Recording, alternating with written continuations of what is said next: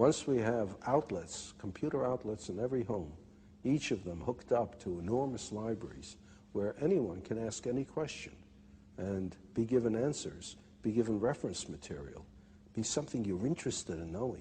From an early age, however silly it might seem to someone else, that's what you're interested in. And you ask, and you can find out, and you can follow it up. And you can do it in your own home, at your own speed, in your own direction, in your own time. Then everyone will enjoy learning. Nowadays, what people call learning is forced on you, and everyone is forced to learn the same thing on the same day at the same speed in class. And everyone is different. For some it goes too fast, for some too slow, for some in the wrong direction. But give them a chance, in addition to school, I don't say we abolish school, but in addition to school, to follow up their own bent from the start.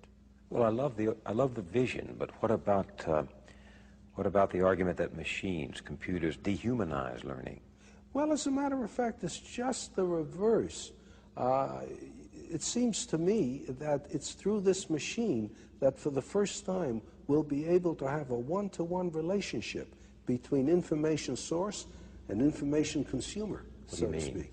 Well, in the old days, you used to have tutors for children.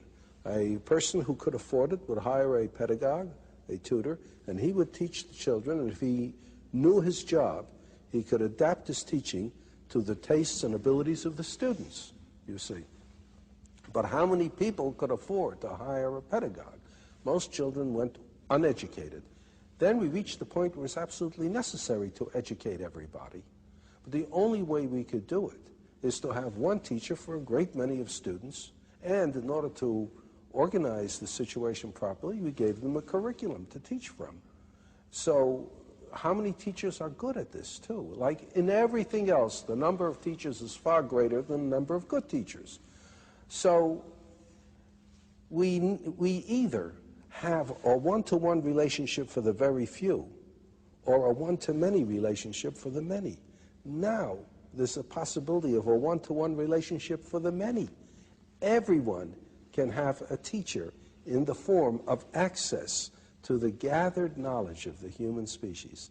Through the libraries that are connected to the computer. That's right. On my desk in my home. Right. I can sit there and call up, well, what if I want to learn only about baseball? Well, that's all right. You learn all you want about baseball, because the more you learn about baseball, the more you might grow interested in mathematics to try to figure out what they mean by those earned run averages and the batting averages and so on. You might in the end become more interested in math than baseball if you follow your own bent and you're not told. On the other hand, someone who is interested in mathematics may suddenly find himself very enticed by the problem of how you throw a curved ball.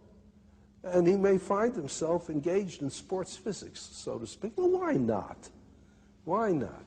But you know, Dr. Asimov, we have such a spotty, in fact, we have such a miserable record in this country of providing, say, poor children, even with good classrooms. And I wonder if our society can ever harness itself to provide everyone, including poor children, with good computers. Perhaps not at the very start, you know, but it's like asking yourself, is it possible to supply everybody in a nation with clean water? Now, there are many nations where it is impossible to get clean water except under very unusual circumstances. That was one reason why people started drinking beer and wine, because the alcohol killed the germs. If you didn't drink that, you died of cholera. But there are places where you can supply clean water for nearly everyone. Now, the United States probably supplies clean water for a larger percentage of its population than almost any other nation can. It's not that we would expect everybody to have a perfect computer right off, to have equal access to outlets, but you try for it. And with time, I think more and more will. Just as, for goodness sakes, when I was young, very few people had automobiles, very few people had telephones in the home. Almost nobody had an air conditioner. Now, these things are very common indeed, almost universal. It might be the same way. So you're, in a sense, every student has his or her own private school. Yes, and it belongs to him or her. He can be the sole dictator of what he is going to learn, of what he is going to study. Mind you, this is not all he's going to do. He'll still be going to school for some things that he has to know. Common knowledge, common database. Right, and interaction with other students and with teachers. You can't get away from that. But he's got to look forward to the fun in life, which is following his own bent. This revolution you're talking about, personal learning, it's not just for the young, is it? No, that's a good point. No, it's not just for the young. That's another trouble with education as we now have it. It is for the young, and people think of education as something that they can finish. And what's more, when they finish, that's a rite of passage into manhood. Real world. Right. I've finished with school. I'm no more a child. And therefore, anything that reminds you of school, reading books, having ideas, asking questions, that's kid stuff. Now you're an adult, you don't do that sort of thing anymore, you see? And in fact, like prison, the reward of school is getting out. Exactly. Kids begin to say, when you're getting out. And every kid knows that. Every kid knows the only reason he's in school is because he's a kid and little and weak. And as soon as and in fact, if he manages to get out early, if he drops out, why, he's just a premature man. Yeah. So that's exactly right. In the city, I've talked to some of these dropouts, and they think they're there. They think they've become men because they're out of school. That's right. What's wrong with this? Well, what's wrong with it is you have everybody looking forward to no longer learning, and you make them ashamed afterwards of going back to learning. If you have something like this, then anyone, any age, can learn by himself, can continue to be interested.